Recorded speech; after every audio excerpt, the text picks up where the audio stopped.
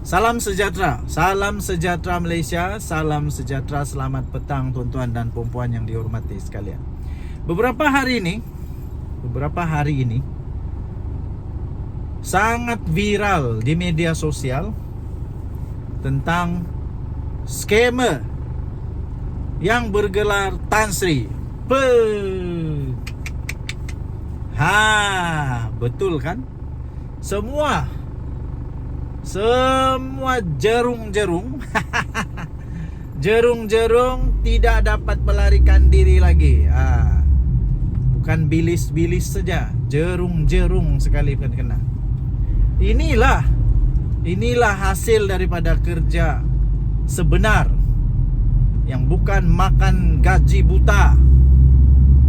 Kerajaan yang betul-betul efektif, bukan kerajaan makan gaji buta. Bukan menteri yang sampai bertaraf menteri tapi makan gaji buta. Tapi inilah kerajaan yang betul-betul menjalankan tugas. Tahniah kepada Polis Diraja Malaysia dan SPRM, dan juga semua yang terlibat, anti corruption dan sebagainya, yang terlibat di dalam usaha untuk membebaskan negara Malaysia daripada cengkaman manusia-manusia yang jahat begini. Persoalannya, siapa identiti Tan Sri ini? Siapa identiti Tan Sri ini? Akhirnya identitinya pasti akan diumum juga. Mula-mula pertama kali saya nampak berita ini tentang skandal keuangan ini, atau bukan skandal keuangan sebenarnya, ini scammer nih. Tidak ada gambar, tapi sekarang sudah ada gambar di mana yang disyaki, belum lagi bersalah, baru disyaki, baru disiasat, sudah dalam gambar berpakaian oranye. Berpakaian oranye SPRM. Saya pikir tidak lama lagi, mungkin beberapa jam saja lagi atau beberapa hari lagi, identiti Tan Sri ini akan didedahkan. Persoalan seterusnya yang muncul ialah siapa lagi jerung naga-naga yang terlibat? Adakah? Itu soalan dia. Adakah pemimpin-pemimpin besar juga bakal terlibat dan juga menyarung jersey oranye SPRM? Adakah tidak lama lagi diumumkan pula selepas ini adalah keterlibatan orang-orang politik?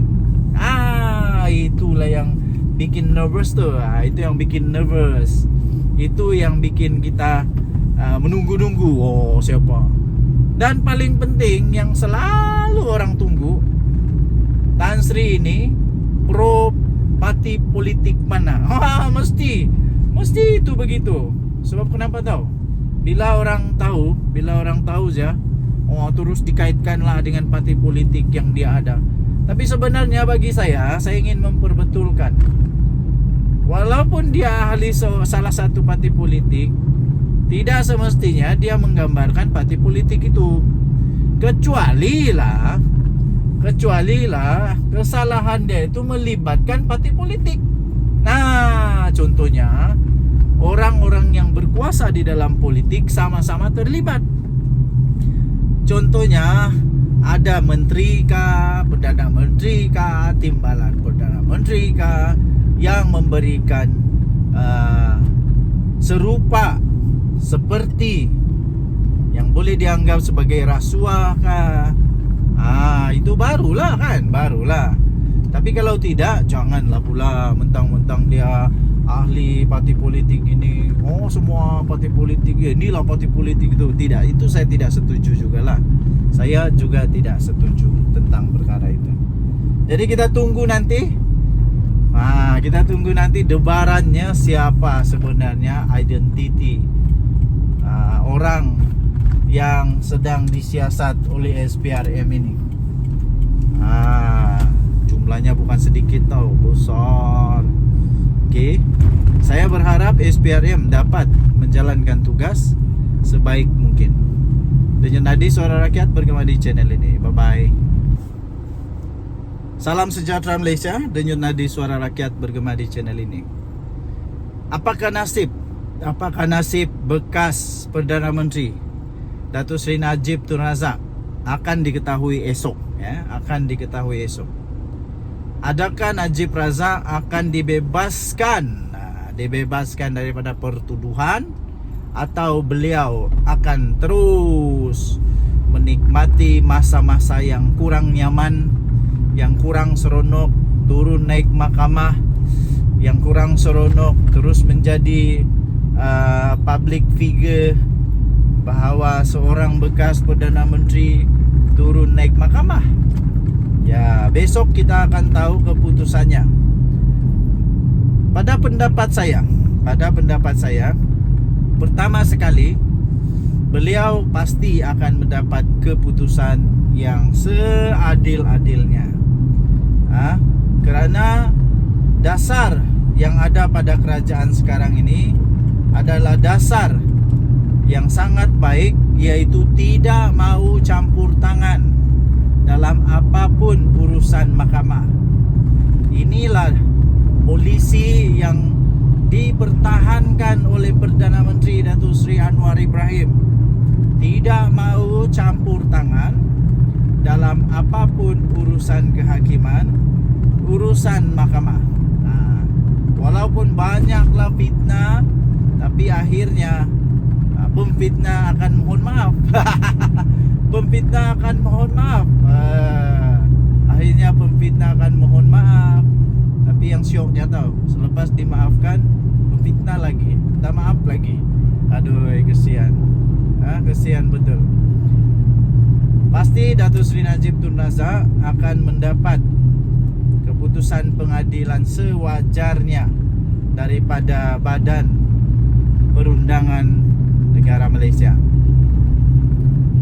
Jadi itu yang pertama. Kedua, pada pendapat saya, Datuk Seri Najib Tun Razak akan terus mendapat haknya sebagai rakyat Malaysia untuk diadili sebaik mungkin.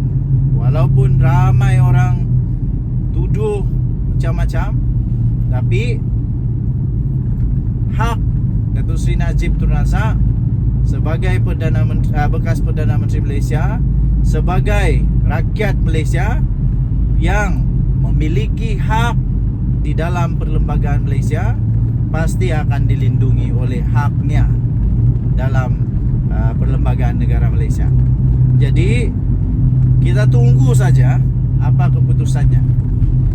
Kalau beliau dibebaskan, kita hormati. Jangan pula fitnah Datuk Seri Anwar Ibrahim terlibat. Tidak, mana ada terlibat. Okey. Kedua, kalau dia didapati perlu untuk terus turun naik mahkamah, kita hormati. Itu juga tidak ada campur tangan daripada Perdana Menteri Datuk Seri Anwar Ibrahim. Itu adalah keputusan daripada pihak undang-undang yang mendapati ada keraguan munasabah, ada bukti yang jelas untuk menyebabkan beliau perlu untuk terus berada di mahkamah untuk membuktikan dia tidak bersalah. Jadi kesimpulannya, tuan-tuan dan puan yang dihormati sekalian, saya amat percaya bahawa negara Malaysia di bawah kepimpinan Datuk Seri Anwar Ibrahim akan tetap menjaga perlembagaan negara Malaysia. Hak-hak semua penduduk, rakyat, warga negara Malaysia akan dipertahankan melalui perlembagaan kita. Okey. Jadi marilah kita sama-sama berharap yang terbaik lah untuk Datuk Sri Najib Tun Razak.